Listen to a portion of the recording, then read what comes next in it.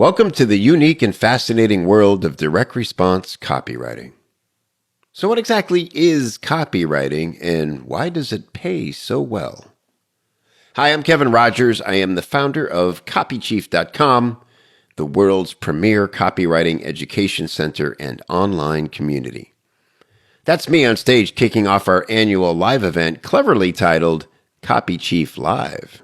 So let's start with a simple definition of the term according to Oxford. They say that copywriting is the activity or occupation of writing the text of advertisements or publicity material.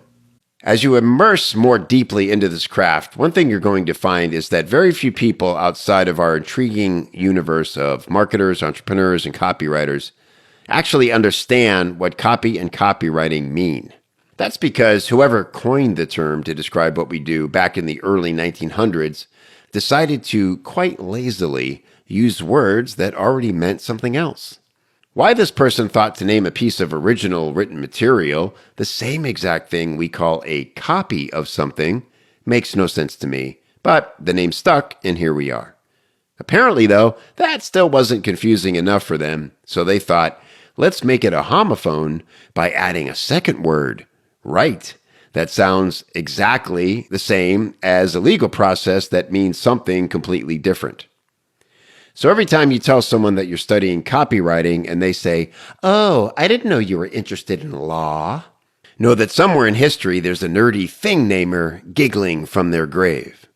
By the way, some people choose to separate the words copy and writer, but that will make you look like an outsider. It's one word, copywriter.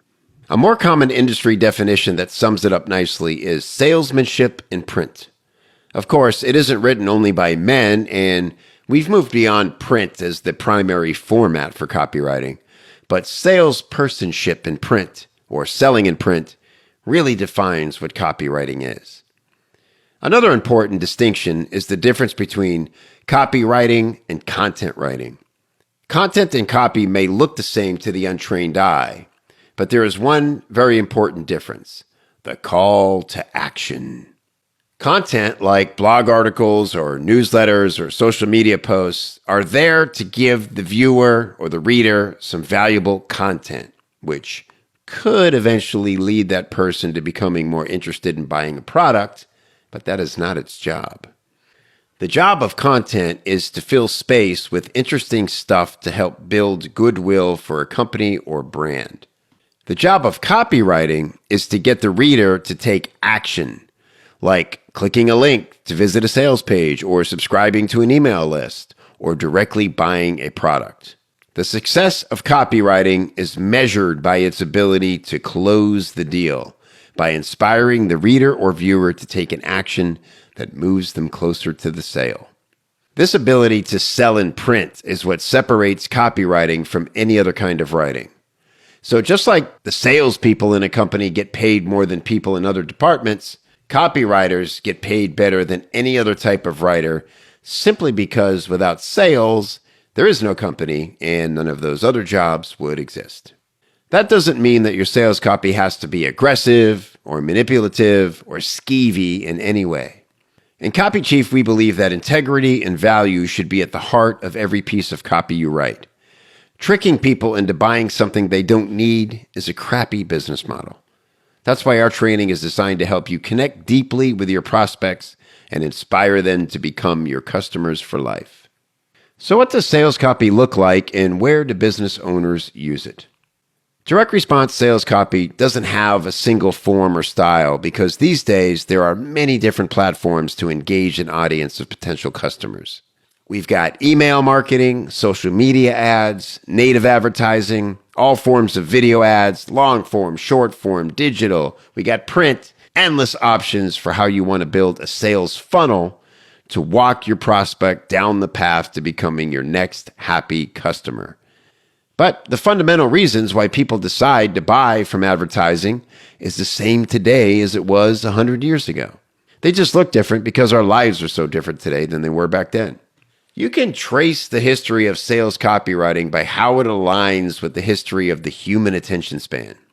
The earliest uses of direct response copywriting were in newspaper ads, back when everyone got their news from newspapers and there was usually only one newspaper to choose from.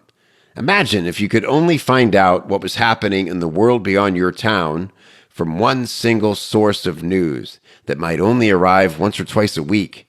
You would pay very close attention to the news in that paper.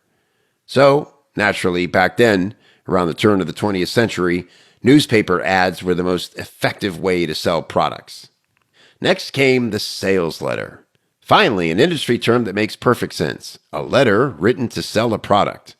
This is where the craft of direct response copywriting truly develops, because the same fundamental sales persuasion you'll find in any sales letter, you'll also find in every form that followed. From television infomercials to webinar presentations to Facebook and YouTube video campaigns. All this new media did a real number on our attention spans, of course. You've probably heard that humans are currently clocking in at about the 8-second mark on attention spans, which is 1 second lower than your average pet store goldfish. And sales copy looks and sounds simple enough on the surface, right? It tells you a story, it gives you some facts, it informs you about a better way to do a thing, shares testimonials from happy customers, and makes you an offer to try it out with no risk. But the more you learn about how good copy works, the more you realize there is a lot of persuasion happening between the lines of that simple-sounding conversation. I remember quite vividly when I was a young lad in a strangely outdated Beatles haircut, when the famous coat of arms sales letter arrived at our house. My dad was so excited to learn the history of our name and receive a print of our official coat of arms like the letter described. He read it to the entire family at dinner that night.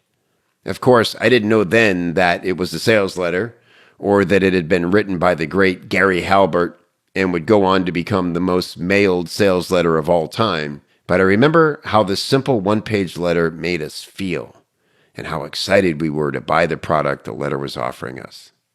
The art of copywriting is about being persuasive in a way that isn't obvious and doesn't feel manipulative. It's that kind of nuance that makes this a craft you'll be fascinated with, excited about, and challenged by with every piece you write. That's why our slogan in Copy Chief is, "Nobody writes alone," because it takes trusted eyes to help you get a final draft that hits the mark. If any of this feels scary or daunting, that's normal. Copywriting isn't easy, and that's one of the things you'll grow to love about it. Wearing the badge of copywriter means that you've done the hard work to create persuasive arguments that win people over into seeing a better way to think about their problems, and then taking the action you want them to take in order to solve it. Pretty powerful stuff. No, not every ad you write will be a winner, but many of them will, and with more consistency as you grow. And those victories never get old. You'll celebrate every one of them and collect some very handsome paychecks for your effort. Copywriting is everywhere and will always be at the heart of any effective ad campaign, no matter how technical the delivery methods become. That's why there's never been a more exciting time to be a copywriter. So welcome. Let's dive into the first training and set off on this journey together.